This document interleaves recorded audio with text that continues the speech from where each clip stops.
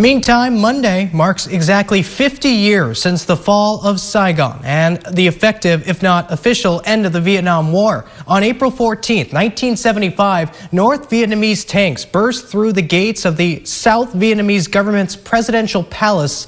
As a short distance away at the American embassy, people scrambled to escape the besieged city aboard U.S. military helicopters in traumatic scenes that would be etched in our memory for decades. 17's Robert Price marks the occasion by speaking to American combat veterans, Vietnam War protesters, and others impacted by the war.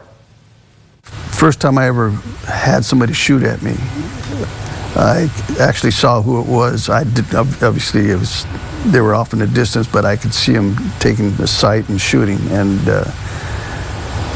that was the first time I learned what it meant to be paralyzed with fear.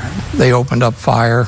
I got wounded initially in the shoulder and the finger, and the other tracker I was with, he got killed in action. It was instantaneous.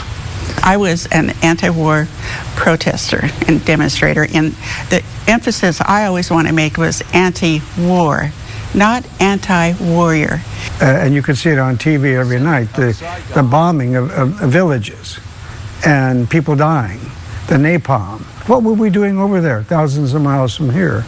I thought of the soldiers that were left in Afghanistan and the screaming and yelling in the States, and I thought, well, I think you need to play back what happened when we left Vietnam. If you want to see chaos.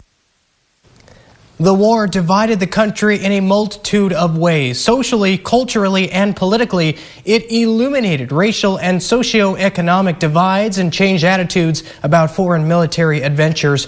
Or did it? Join us starting Monday when 17's Robert Price looks back on the Vietnam War 50 years after the fall of Saigon.